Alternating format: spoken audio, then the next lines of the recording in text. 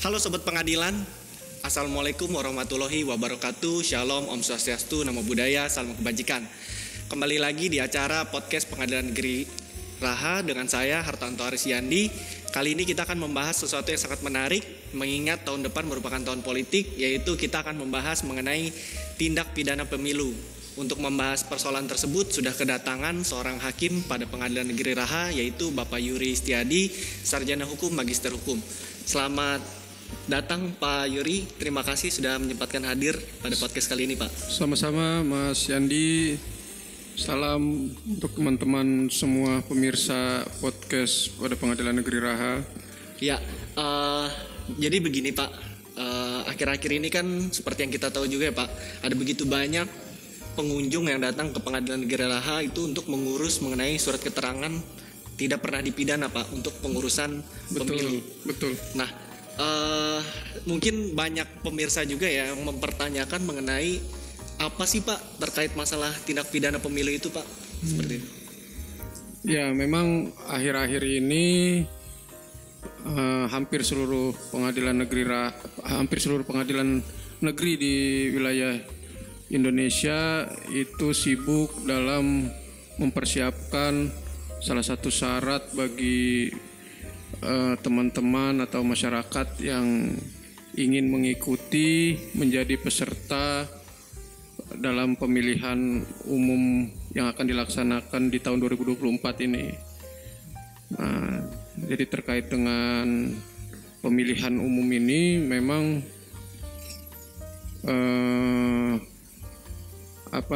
akan dilaksanakan secara serentak, baik itu pemilihan presiden, kemudian pemilihan legislatif tingkat kabupaten kota, dan juga pemilihan kepala daerah gitu. Nah, ternyata di dalam proses pemilihan ini ada dua dasar hukum yang dimana dua-duanya ini mengatur mengenai tindak pidana pemilihan. Jadi ada tindak pidana pemilihan, ada juga tindak pidana pemilihan umum. Dua-duanya ini diatur di dalam peraturan perundang-undangan yang berbeda.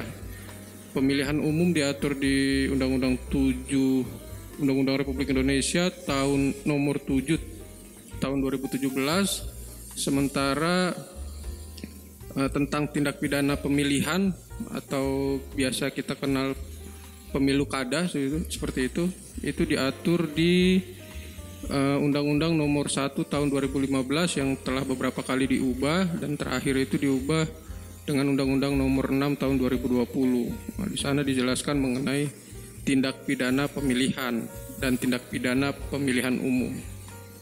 Kalau tadi Mas Yandi menanyakan apa itu pengertiannya, di dua peraturan perundang-undangan itu menjelaskan bahwa tindak pidana pemilu atau pemilihan umum itu merupakan suatu pelanggaran atau kejahatan yang diatur secara khusus di dalam undang-undang tersebut. Seperti itu. Oh iya Pak, untuk klasifikasi atau jenis dari tindak pidana pemilu itu sendiri seperti apa Pak? Mungkin ini banyak penonton kita yang bertanya-tanya Pak, jadi agar supaya nantinya ke depan mungkin masyarakat di wilayah hukum Pengadilan Negeri Raha bisa tahu, oh ini yang dimaksud dengan tindak pidana pemilu, oh ini yang bukan, seperti itu Pak. Ya, jadi dalam undang-undang tentang pemilihan umum maupun dengan tentang pemilihan kepala daerah ini itu terdapat beberapa klasifikasi mengenai bentuk pelanggaran dan juga kejahatannya, seperti itu.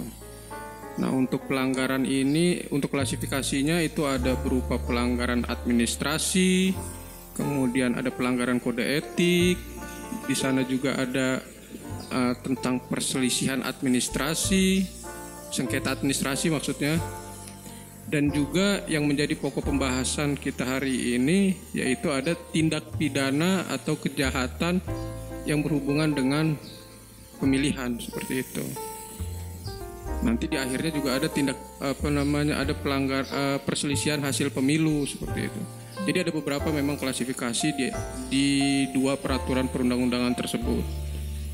Itu untuk klasifikasinya. Cuma kalau kita membahas hari ini tentang tindak pidana pemilu, artinya kita membahas tentang klasifikasi yang ketiga tadi, yaitu kejahatan-kejahatan, pelanggaran-pelanggaran yang sifatnya memiliki konsekuensi hukum pidana seperti itu.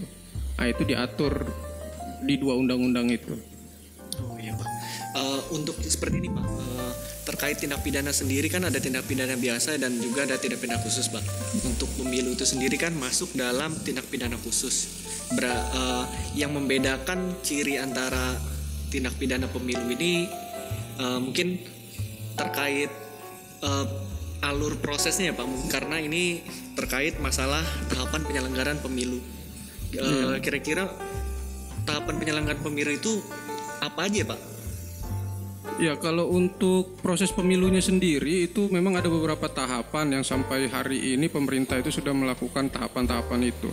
Ada tahapan di mana melakukan pendaftaran data pemilih seperti itu kan. Kemudian ada juga pendaftaran dan pengesahan mengenai peserta pemilihnya, sampai dengan nantinya ada proses atau tahapan tentang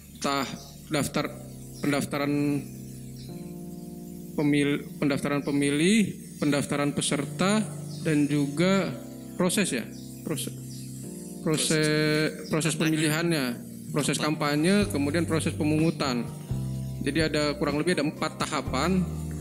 Tahapan pertama itu administrasi pendaftaran pemilih, kemudian tahapan kedua itu pendaftaran peserta pemilih, pendaftaran peserta, kemudian ada proses tahapan kampanye, dan dilanjutkan tahapan terakhir itu pemungutan dan perhitungan suara.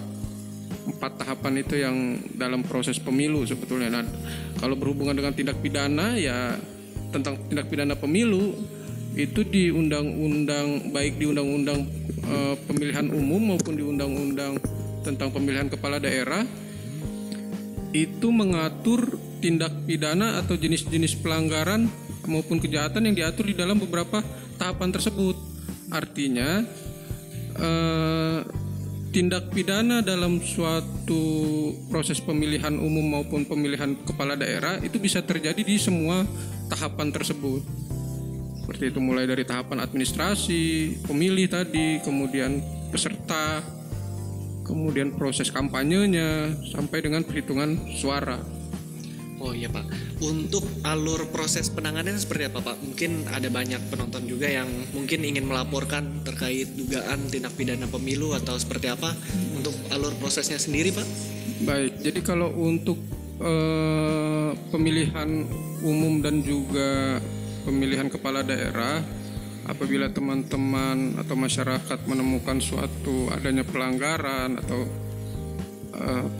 tindak pidana pemilu, itu bisa dilaporkan melalui Bawaslu, baik di tingkat kabupaten, kecamatan. Kalau kecamatan istilahnya disebutnya Panwas, seperti itu. Bisa di tingkat desa, kecamatan, kemudian kabupaten kota, provinsi maupun pusat.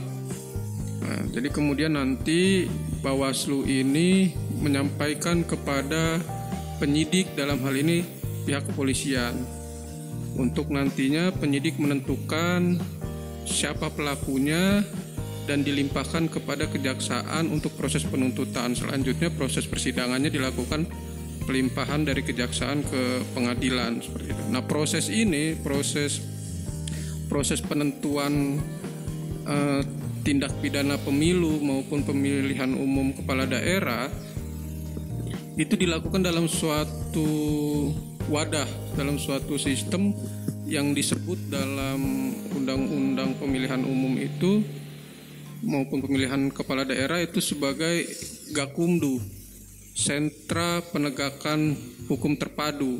Jadi di sana terdiri dari Bawaslu, kemudian ada pihak kepolisian, ada juga pihak kejaksaan.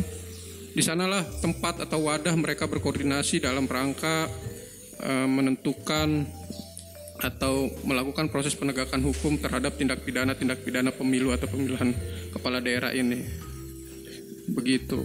Nah, kalau untuk proses itu proses bagaimana orang ingin melaporkan, seperti itu ya.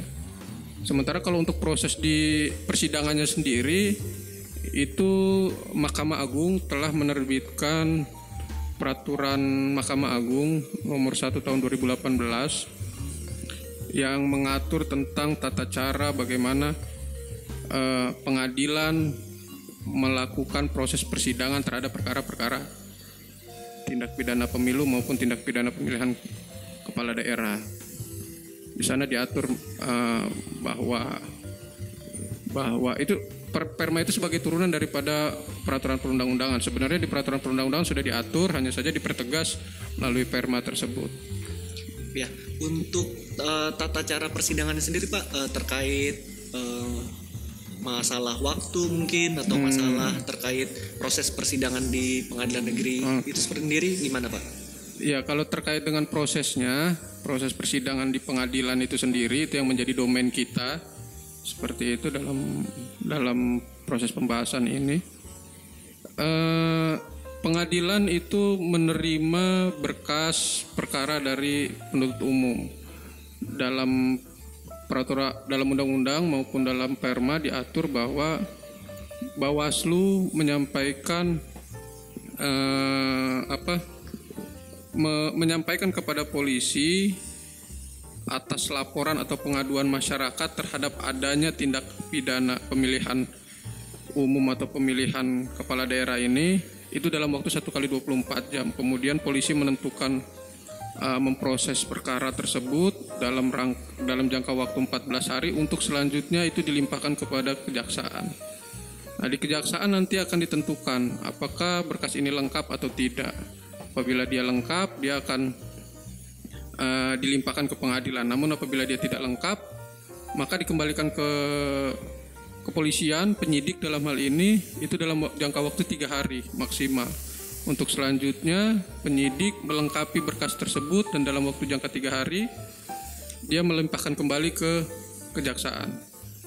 Nah, di kejaksaan proses pelimpahan kepada pengadilan itu memakan waktu kurang lebih 5 hari.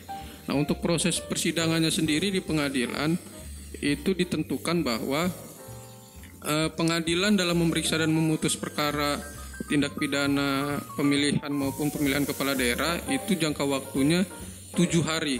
7 hari ini yaitu 7 hari kerja. Artinya Sabtu Minggu tidak dihitung. Seperti itu. Nah, 7 hari ini diusahakan itu bisa selesai. Makanya di dalam tindak pidana pemilihan umum maupun pemilihan kepala daerah itu diperbolehkan bagi kami, bagi pengadilan untuk melakukan persidangan di malam hari jika memang diperlukan. Karena ada keterbatasan waktu tadi 7 hari itu tadi. Nah, dari 7 hari itu seluruh proses itu mengikuti hukum acara yang berlaku, hukum acara pidana yang berlaku. Kecuali ditentukan lain di dalam undang-undang pemilihan umum dan pemilihan kepala daerah seperti itu. Nah, kemudian nanti putusan tersebut kalau sudah diputus itu harus diberitahukan maksimal 3 hari kepada kejaksaan. Untuk selanjutnya nanti apabila kejaksaan menerima itu dilakukan eksekusi maksimal selama 3 hari juga. Jadi itu rangkaiannya kira-kira. Kalau untuk hukum acaranya, pembuktian, kemudian syarat-syaratnya segala macam itu mengacu kepada hukum acara pidana. Seperti itu. Apabila para pihak dalam hal ini misal ya Pak, terdakwa maupun jaksa penuntut umum tidak terima atau tidak menerima terkait putusan dari pengadilan negeri sendiri, itu apakah dimungkinkan Pak ada upaya hukum? Ya, kalau terkait dengan upaya hukum pada tindak pidana pemilu itu dibenarkan atau dapat dilakukan. Jadi dalam hal nantinya setelah putusan di tingkat pertama oleh pengadilan negeri penuntut umum tidak menerima ataupun terdakwa tidak menerima, maka diberikan jangka waktu selama 3 hari untuk menyatakan upaya hukum dalam hal ini banding. Jadi selama waktu 3 hari tersebut mereka diberikan hak untuk menyatakan banding, kira-kira seperti itu. Nah, sejak 3 hari ini, sejak 3 hari kerja ya maksudnya, itu sejak putusan itu diucapkan, begitu, sejak putusan itu dibacakan. Nah, dalam hal terdakwa tidak hadir karena dalam hukum acara pemilihan umum ini itu dapat dimungkinkan dalam pemeriksaannya itu terdakwa tidak dihadirkan, in absentia istilahnya kan. Jadi persidangan tanpa dihadiri oleh terdakwa. Nah, dalam hal terdakwa tidak hadir, maka jangka waktu 3 harinya itu dihitung sejak putusan itu diberitahukan, disampaikan kepada terdakwa maupun juga penuntut umum. Jadi ada upaya hukum untuk melakukan itu. Nah, terkait prosesnya,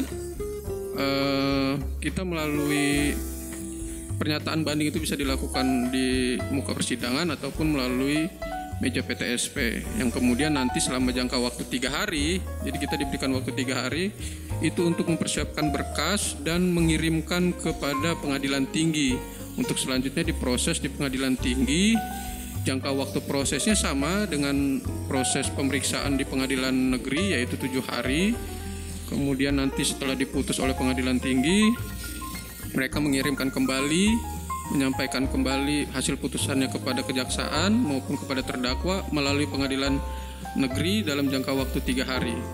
Untuk selanjutnya kejaksaan itu melakukan eksekusi terhadap putusan tersebut maksimal dalam waktu 3 hari. Dan terhadap putusan banding itu sifatnya final. Jadi tidak bisa dilakukan upaya hukum kembali seperti itu. Berarti berhenti di banding ya Pak? Ya, terakhir di banding. Ya, mungkin terima kasih Pak Yuri. Mungkin sangat banyak informasi yang telah disampaikan oleh Pak Yuri tadi ya.